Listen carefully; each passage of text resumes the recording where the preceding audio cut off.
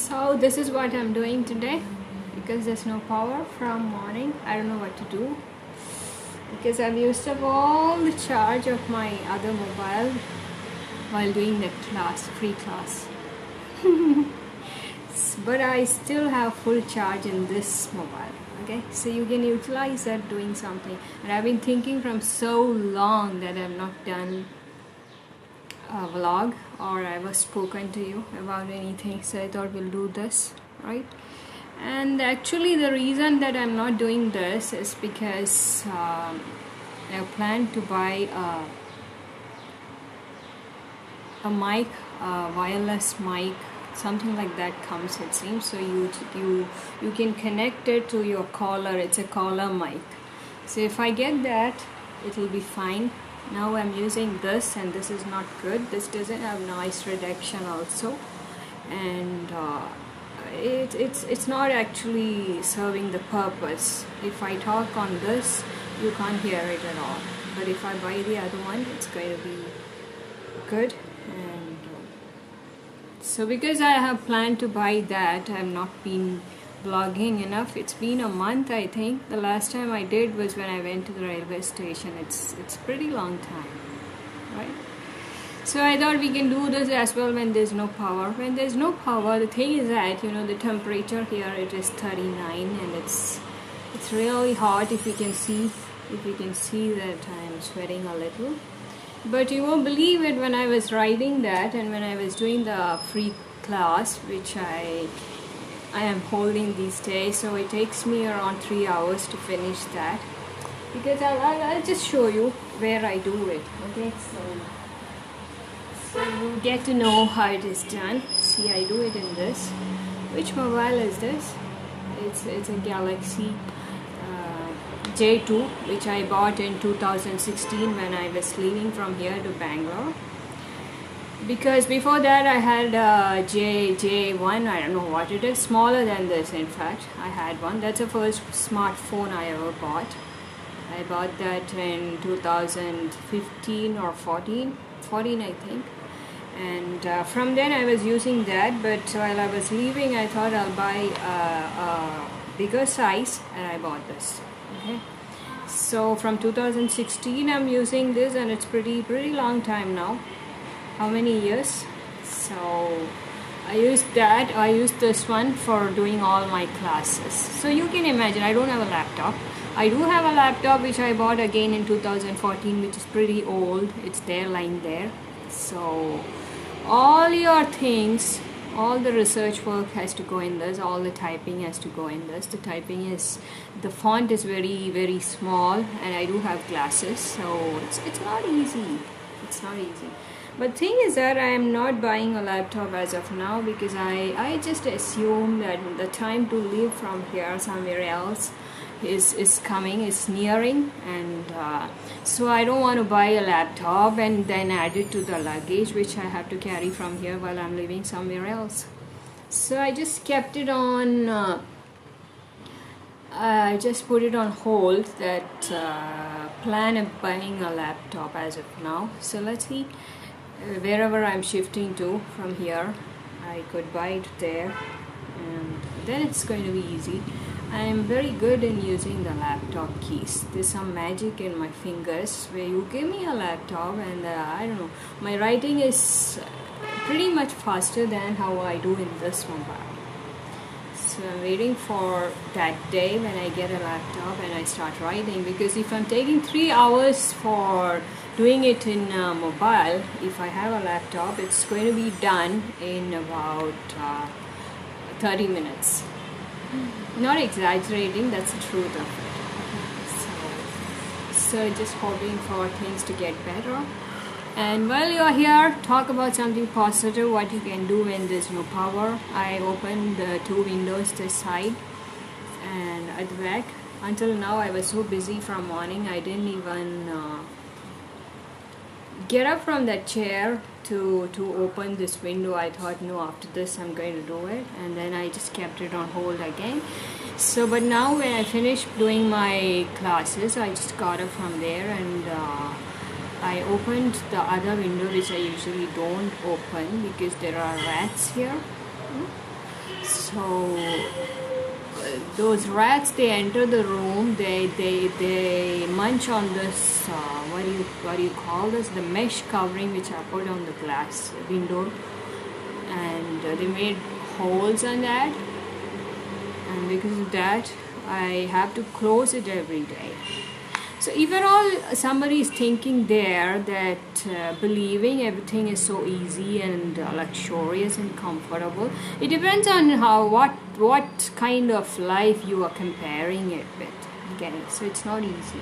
But the thing is that as I've written there, all through the difficult times, there's something that you have to keep on believing and keep on striving, is that save all the good qualities you have, save all your gifts and save all your abilities, because you believe that there's something better that is coming out. And then when you enter that phase of life, you don't want to enter that phase losing everything you had just because you lived through some hard times and some difficult people and difficult situations. It shouldn't be like that.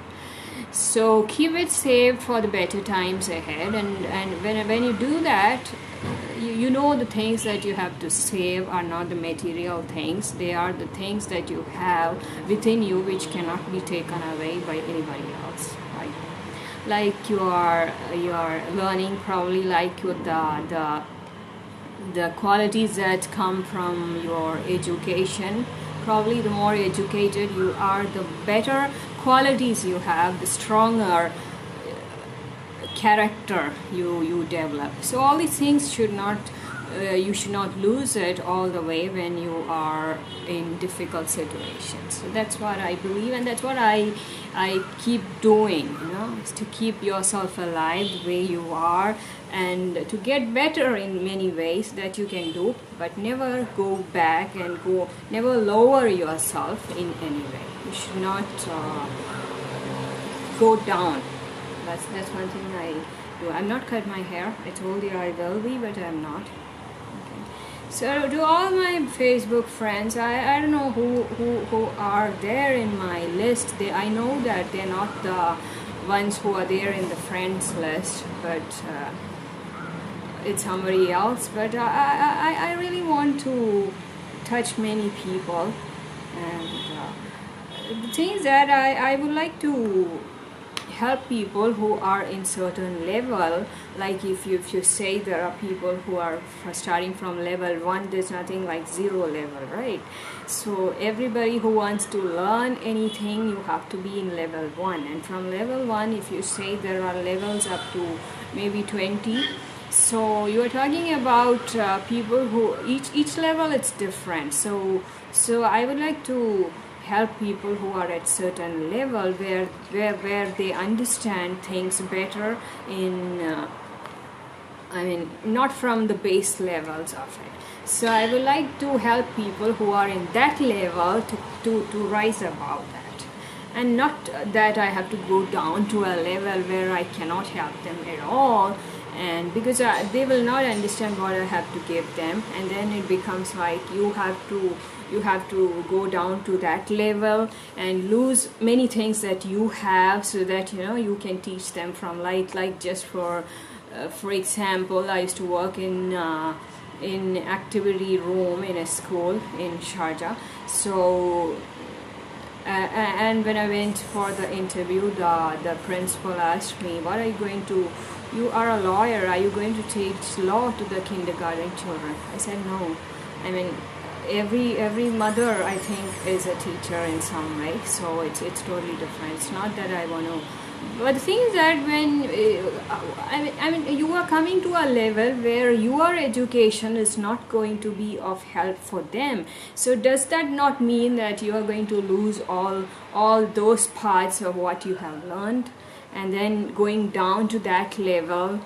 It's pretty difficult that way. You should always, it's called as underemployed. You should always try to be in an area where your passions or what you are more interested in, you are able to contribute with those things, and not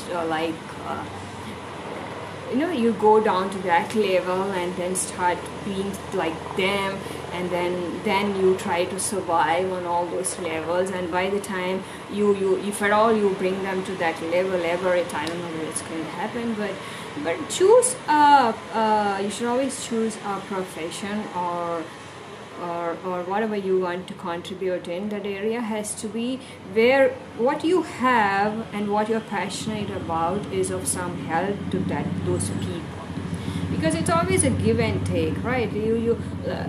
Like I said the other day also, when I want to teach someone, I would like to teach someone who has got so many doubts and who receive the lessons that deeply. Like, you are putting so much of effort in making a lesson plan, and you are sincerely doing it, and then you are giving everything that you have into that, and then you bring that to that student, and if the student does not receive it at all, they are in the superficial level, how it would be, it doesn't, it's always a give and take. So when you teach, two people learn, they say. That's because you are also learning a lot. So depending on the questions that the student is going to ask you, and the interactions that you have with the learner, you get to learn a lot of things. So you really must have brilliant students. That's much better. I mean, students who can think, right? So I really like to do something in that level. That's what I was saying. So when there's no power, you have to think of what you can do to keep yourself in good mood, probably. And I cannot dance like last time. You don't have to worry, I'm coming up with the dance video very soon, because I have to save some new songs and then try it out once before I get into that, actually. And I do that. I love dancing. It's a perfect aerobics exercise. It's not anaerobic because there's no heart rate is pretty normal. If you want to bring up your heart rate to high, medium high, you'll have to dance for about 2 hours probably, or anything more than 1 hour, nothing less than that. It will not happen. Anything less than 1 hour, it's aerobics. That's it. That means your body is moving, you are sweating a little, that's it. Your heart rate is not going up, not like skipping or trekking or all the other exercises which you can do, which is considered to be anaerobic exercises. Okay, so I will be dancing, and I told you I can take some classes for you on aerobics. It's pretty, the thing is that your body has to move. That's each part of your body, the more you move it, the moment you start toning it. So now my arms have toned a lot from these days. I've been doing some stretch exercises from last few months, and the result can be very slow. You will not get it in a day. It takes a while, like it takes about a few months probably. But each day, if you look in the mirror, and whichever body fat you are trying to lose, whether it is your hips or any part of your body, it takes a while. So give yourself a time, like maybe 3 months or 3 to 6 months, between 3 to 6 months, never before that. Okay, because if you come to a conclusion before that, you're not being fair. Every human being, it takes a while for everything to happen, right? And losing your body fat is also like that. Getting into shape is not something that happens in a very short while. It takes a long time. So that's why. So now it's 15 minutes of blah blah blah. So after this, I'll be having lunch. And what's for lunch? For lunch, yesterday I tried making vegetable, what do you call that? I don't know. It's not fried rice. It's biryani or pulao or anything like that. So when you make vegetable pulao, I like cooking. But the thing is that I have my own choice of utensils and all the stuff that is there in the kitchen. Even the kitchen, I have my own wishes how it has to be, the design of it. I'm pretty interested in interior designing, and I like beautifying the interiors and exteriors of the place that you live. So if you want a kitchen, it has to be designed well, and there are so many things that goes in the kitchen, purified and comfortable things that you can afford and buy, and then cooking is so easy and fun, right? If it is not like that, you have a lot of compromises in life, like in every other area of life you have compromises. So cooking is fun if you have all the things, and so I tried out making. It's been so long I've been trying making a perfect biryani, but it doesn't happen at all, because the thing is that each time you try it with a particular variety of rice, the amount of water that goes into that, and the cooking time, and the vessel, and the stuff, and this and that, and this and that, everything changes. So it's not like you tried making a biryani with this kind of rice once, and then you try out making it with another kind of rice the next time. It doesn't work out like that. So you should have a consistency, and when you buy rice, if you want to try making biryanis, buy a particular kind of rice and then make a note of it, which I don't do at all. And like, oh, I got it for now, let me just do it, and then you do it, and you have no idea how much of water went into that the last time, and what came out well in the last time. So it's like every week if you make, you have no idea of what you did in last week, and the next week you're just coming and trying it in another way, and it just worked out. That's it. If it doesn't work out, you have no idea why it does not work out. So each time if you are doing it, you need to keep a track of the way you have done it, the ingredients that goes, the amount of it, and how it has come out, what has come right about it, and what is not right. The things that went wrong, you need to have a record of it. So that is called as, what do you say, that is the way you should learn cooking.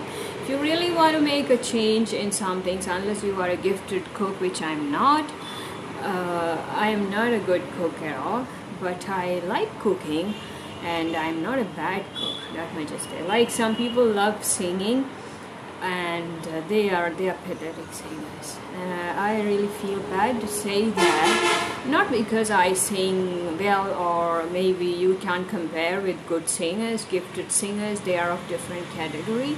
I sing, that's all. I'm not a bad singer, but I've come across some bad singers, and they are so interested in singing, and I really don't know how to tell them that you don't stand with me and sing, because see, when you sing, you are pitch deaf.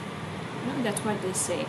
They have no pitch at all, and they start singing in different some pitch which you cannot catch up with, and you are singing in the right way, and it's like they are singing inside your ear, standing close to you. How does it feel? So it has happened so many times with me, and I'm like, I just escape from there and stand somewhere where it is safe, right? And standing there, I'm like, and that person comes again closer to you, and they stand with you and start singing. I'm like, I don't want to sing with you, but I'm not telling you because it will offend you. I don't want to hurt your self-confidence which you have. But the thing is that don't stand with me and sing. That's it. That's a different thing. So that way, some people like cooking, but they are really bad cooks, right? But I don't know whether there is a bad cook as such.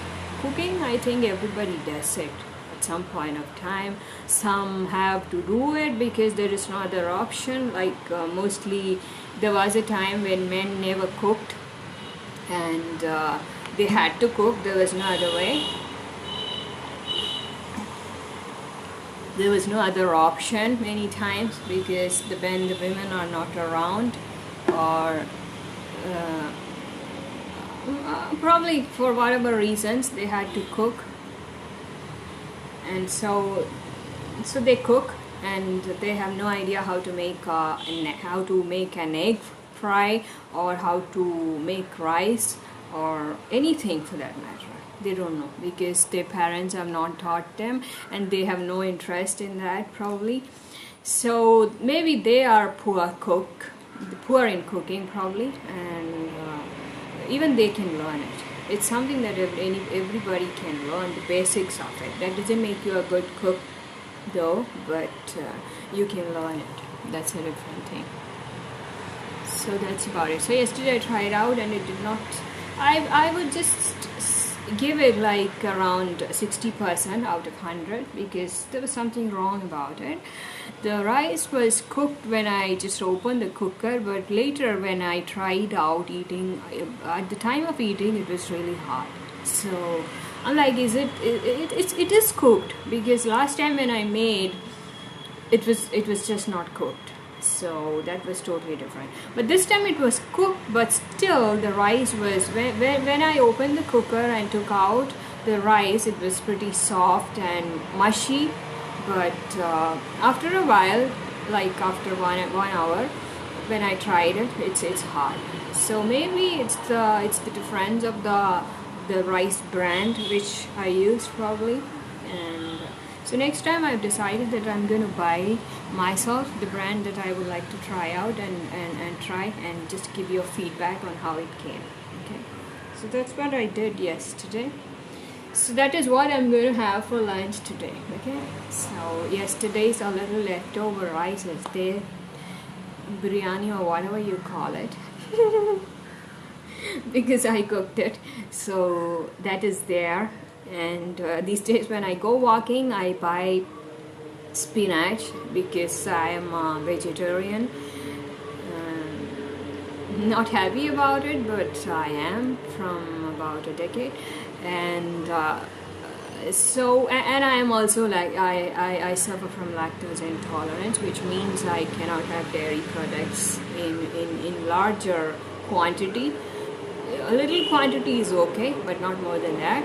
So because of that, you need some nutrients and so many stuff that you get which your body requires for your overall health from dairy products and from non-vegetarian food products. So instead of that, how does a vegetarian compensate? It's a big question. And so because of that, whenever I go to that place, there's a vegetable market in fact, and on the way I find these vendors who sell some vegetables, and I want to buy some good vegetables, a variety of it. Oh, that reminds me, there's something in the fridge and I was supposed to take. I bought these gooseberries the other day. They're really big gooseberries, and gooseberries have nutritional value, and it is good for your health. So I bought some. I need to eat them. And so these days I'm buying spinach, the palak, not the North Indian palak. We don't get that now, but this is a different kind of palak, another variety. So I buy that and I make something out of it. It's pretty easy. Now I got used to how to cut it and all. I know the step-by-step way of doing it. So if you learn the steps, it's pretty easy. It's like cleaning the fish. There was a time when I was non-vegetarian and I was so crazy about fishes. I love fish and I still do. So at that time I learned to clean fish, to buy fish and to clean it. These two areas, it was very challenging because you had to depend on somebody else, and it's like my mother was working, she was employed, she was never here, so she would go and she would give me money and I could buy it. So I had to buy it. There's no other way. You can't depend on other people for everything. So if you want it anytime you wish, you need to learn how to do it, right? So you should reduce on the dependency factor if you want it at your own choice. So if I feel like eating it now, you have two options. You can buy and eat it, which is not at all good. If you buy fish and then you'll have to clean it, that's a big headache, There's so many varieties of fishes. Those who are non-vegetarians, you know that very well. So you have to buy it, and cleaning thing, you won't believe it, I learned it. I learned to clean fishes. It takes a long time to clean fishes. It's a long procedure actually, and even after that you have to clean yourself so that you don't stink. And there are so many steps, and then after that you have to marinate it and then cook it, and it goes like that. But then when you taste it, all the work and effort that went into it was worth that, because it tastes really good. and it's pretty healthy for your body also. Fish is the best non-vegetarian food that you can have when you compare to all the other things that you have, right? So when it comes to vegetarians, there are just a few items which you can compare with the efforts that goes in that. There are some vegetables, and one vegetable is spinach, because you get it with the roots, and sometimes you get it really in a bad condition, like if it is raining. It depends on the place where it is grown. So if it is growing in a wrong conditions, you have to actually clean it many times, and then cut it, and then separate the leaves, and then take out the stem, and then chop the stem, and then after that cook, and then eat it. And when you eat it, it's not as tasty as having fish. Fish is a delight. You can't compare anything else with fish. So if at all, at any point of time, if I am turning back to a non-vegetarian, definitely I would like to have fish, because I would just say that it's too healthy, and it's too tasty also. Not now, but when everything settles and life is more comfortable, and that time. Okay, so that's about it. So this is what I did to spend time, and there's no power. So see you in after lunch. I'll be back, and let's see. I got 50% of charge in this. 50. Okay, and in that mobile I have in the one that I'm taking I have 85%, but it doesn't have a SIM card. I've not bought it, though I'm thinking of buying a SIM card for that, because if this is going to be a usual thing, like there will be power failures like this, you need two mobiles, right?